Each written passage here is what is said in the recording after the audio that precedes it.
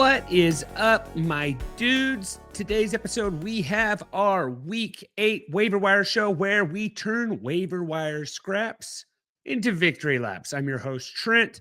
This is my deep dive in the Week 8 Waiver Wire guys. But first of all, I am all for 2 games on Monday nights. I absolutely love that. I think it's the best. I'm a huge proponent, huge advocate is probably the right thing, of getting rid of Thursday Night Football and having 2 Monday night games every single week. Before you turn this off, though, you can't have that late of a kickoff for the second game. It almost needs to be like the second one needs to start at halftime of the first one. Like, I don't know what's worse right now, guys, to be an East Coast football fan or a Houston Texans fan. Like, both of them sound absolutely miserable. But let's dive into the waiver wire, guys.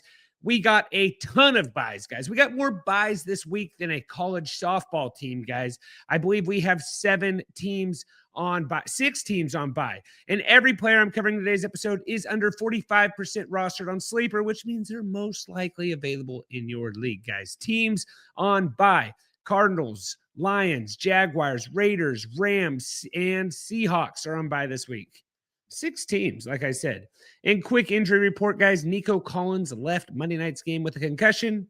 Not sure when he'll be back. We will monitor that. Monday Night Football just ended.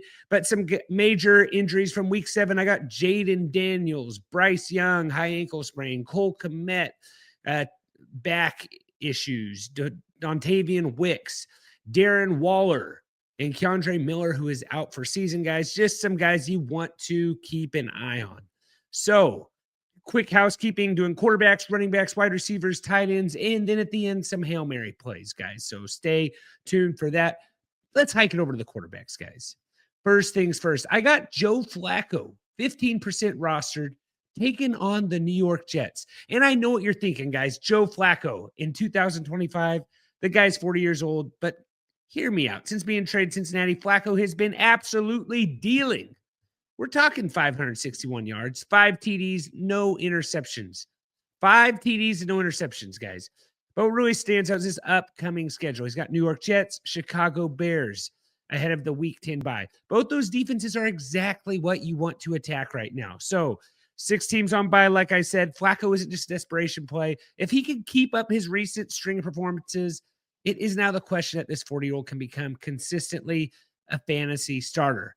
Flacco has the best weapons of his career. I truly believe that, guys, and he has the weapons to succeed. Throwing it over to another old quarterback, guys. This is like the Old Guys Rule show. You know what? You've seen those shirts with, I believe it's John Wayne on there, Old Guys Rule. Basically what this is, throwing it over to Aaron Rodgers, 41% rostered. Revenge game, taking on the Green Bay Packers. A-Rod completed 23 of 34 passes for 249 yards, 4 touchdowns, 2 interceptions in Thursday's Week 7 loss against the Bengals. He also added 6 rushing yards. Big deal. Didn't take a sack. He did get tackled by one of his offensive linemen. I believe that was is it Rodney? Broderick, I believe is what his name. Great bully name, great offensive lineman name.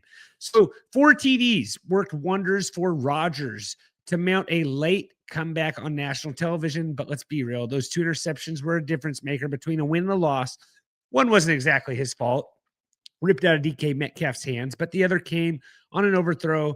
Fantasy managers shouldn't gripe too much about that. You got 4 TDs on Thursday Night Football. That's a great way to start your week. So Rodgers, solid mid-range QB2 heading into this Week 8 matchup against, like I said, Green Bay Packers. If anyone cares about revenge games, it's Aaron Rodgers. He absolutely cares about this one, guys. It was circled a long time ago. So Aaron Rodgers taking on the Packers, taking on Jordan Love, taking on Micah Parsons. Let's see if this offensive line can keep him upright. All right, got one more quarterback play. It is going to be in the Hail Marys, though, guys. So running backs, got some good pickups here. You know, maybe not absolute starters, but I got Brashard Smith, 9% rostered, taking on the Washington Commanders. Stash play here, guys. Smith took advantage of the Raiders in Week 7. 14 carries, 39 yards, 5 catches for 42 yards. But here's what matters, guys. Kareem Hunt did suffer an ankle injury in the game, and he got taped up in order to return. But even if Hunt doesn't miss any time, Kansas City could lessen Hunt's workload in favor of Smith. So the passing game usage, Smith has seen 16 targets over his last 4 games. Chiefs have prioritized getting the ball in the rookie's hand, and there's a possibility he takes over as the team's primary down passing back. So fair warning, this was a blowout game against the Raiders. So significant garbage time, like I said. But two things can be true. Yes, it was a blowout, but Smith still holds real value on this team. If either Hunt or Pacheco goes down, we'd be running to the waivers everywhere to pick him up if those guys went down. So I think he's a great stash. Kansas City's facing Washington next week. All right.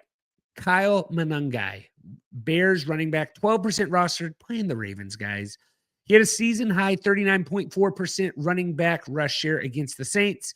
This is the Kyle Monangai waiver wire write-up that I bring up every single week. And you hopefully picked him up last week, and hopefully you started him. I doubt you did start him, but 23-year-old had his best game of his young NFL career in Chicago's Week 7 win. 94 yards and a touchdown, 15 touches. He ran the ball 13 times for 81 yards and a touchdown while adding 2 catches for 13 yards.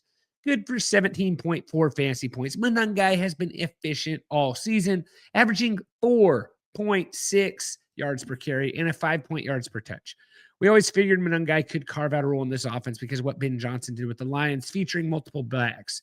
But what does this tell us? DeAndre Swift is still the clear number one with his 138 scrimmage yards and touchdowns on 20 touches.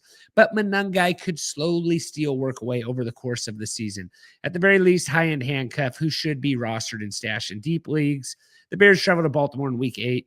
Not taking it that far yet, but Monangai see someone that needs to be stashed. And guys, DeAndre Swift is not a goal line running back.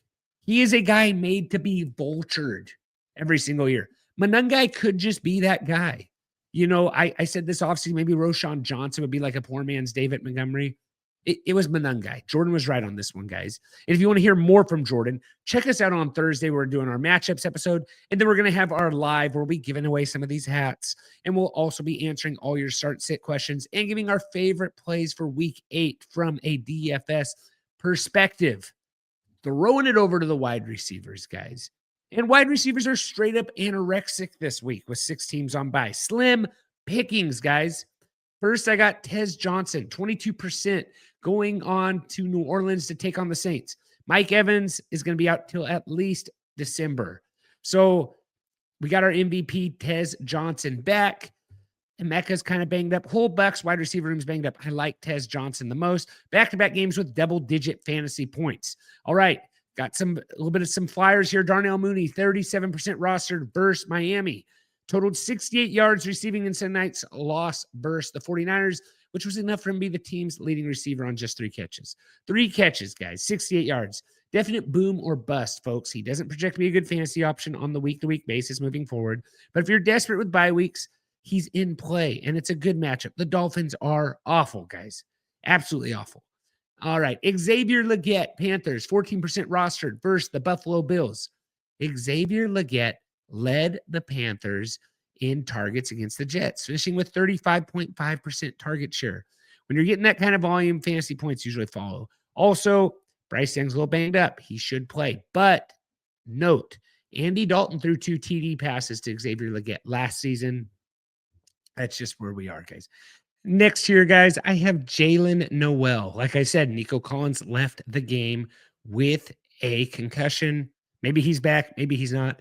He came in versus Seattle, had 9.7 fantasy points, 7 targets, 4 catches, 77 yards. A lot of that had to do with Nico Collins leaving the game injured. So we got the 49ers this week. Maybe Nico Collins doesn't play. Maybe he does. They got to get something going on that offense. There needs some kind of spark. CJ Stroud's just barely missing guys on deep balls. Jaylen Noel for a flyer. I don't hate it at all. Tight ends, guys. Let's hit the tight ends. Got some decent stuff here. I got Oronde Gadsden, 12% rostered versus Minnesota. This is probably your priority tight end ad, guys. He absolutely exploded in week 7 against the Colts with 7 catches on 9 targets, 164 yards and touchdowns. Here's what matters. Gadsden has been working his way full-time role tight end in Los Angeles, and it's all finally coming together over the past 2 weeks. He's logged a route on 77% of the dropbacks in each of those games and should maintain a consistent role moving forward. The 2025 fifth-round pick was winning at all levels of the field and has an unreal catch and run for 53 yards in the third quarter. His 164 yards were the most in the game by a rookie tight end since Kyle Pitts in 2021. It's about all Kyle Pitts has done, honestly. And Minnesota coming up in week 8 should be a priority waiver wire add in all formats. And then the guy that's always on the list, Theo Johnson, 13% rostered at the Eagles. Theo Johnson caught 3 of 7 targets for 66 yards and a touchdown. And he had that ricochet one he caught for a TD against the Broncos. It was a wild catch, guys, on a pass. It was dropped, deflected in the air by Wan'Dale Robinson. Johnson caught the bouncing ball, ran the end zone for a 44-yard TD. It was one of the 2 touchdowns scored in the day by Giants tight ends. He's got Philadelphia coming up. So multiple tight ends over there in New York scoring TDs, guys. Theo Johnson, and we also got Daniel Bellinger. I like Johnson more, even though Bellinger had a good game. But Jackson Dart is absolutely dealing, and if he gets something going with these tight ends, I hate saying start 2 tight ends in one offense, but his wide receivers are Wan'Dale Robinson, Darius Slayton. They run the ball over there, but I don't hate Bellinger. That was his first big game of the season. He had 3 catches for 88 yards and a TD. So maybe they see something there. Next tight end. So no team has targeted the tight end position more than the Steelers this year. Their 36.1% tight end target share leads the league. Pat Freiermuth got 2 TDs last week. Jonnu Smith got 1, and Darnell Washington had 3 catches for 63 yards. If you're streaming tight ends, maybe just go ahead and play one of these guys. So back-to-back teams with multiple tight ends. I feel like a crazy person saying this, but Jonnu Smith, Pat Freiermuth, both those guys are not very high rostered. Let me just double check what Jonnu was, because he was so Jonnu is 36% rostered, and Pat Freiermuth is 9% rostered. So playing Green Bay this week, want to flip a coin on those 2 guys, you can do that. Hail Mary plays, guys. I have Michael Penix. I know he got a little bit banged up. It came out after the game. Penix is in a good spot. He's questionable right now. He's considered day-to-day, suffered a bone bruise on his ankle, foot in the loss against the 49ers. So Falcons are hosting the Dolphins, which I think a hobbled Penix should be able to handle, guys. So he didn't get much going on Sunday night. He led Atlanta's offense just 10 points over the course of the game and coughed up a costly fumble. I think Penix versus the Dolphins, this is a huge Hail Mary throw from the southpaw, guys. I know this is going to be a Bijan game, but I think Penix easily should be able to get 15 points here if you're in a deep, deep pinch. Also, some deep dart throws. I got Marvin Mims, Broncos wide receiver, had a big game on Sunday. Troy Franklin, other Broncos wide receiver. Alec Pierce, 13% rostered. And of course, Luther Burden, 30% rostered, always on this list. Those are my deep league dart throws, desperation plays, Hail Mary plays, 14 team plus leagues, or if you just have everyone on a bye. And that's what I got, guys. Those are my week 8 waiver wire ads. Top priority ads should be Gadsden, if you need a tight end, Monangai as that running back stash. And even, Brashard Smith seems like a nice insurance policy, guys. So don't forget to check out those injury reports throughout the week. I want to hear from you guys, though. Who are you targeting this week? Drop your pickups in the comments below. Let me know if I missed anyone who's been hot in your leagues. Before you go, guys, absolutely crush that like button like a pinata full of fantasy points. Subscribe faster than you'd claim a league-winning pickup. Hit those notifications so you never miss the content that could win you your league. Again, join us live Thursday night, 9 p.m. Pacific time, which it won't be later than this Monday Night Football game we just watched, guys. So good luck on all your waivers, guys. And until next time, take care.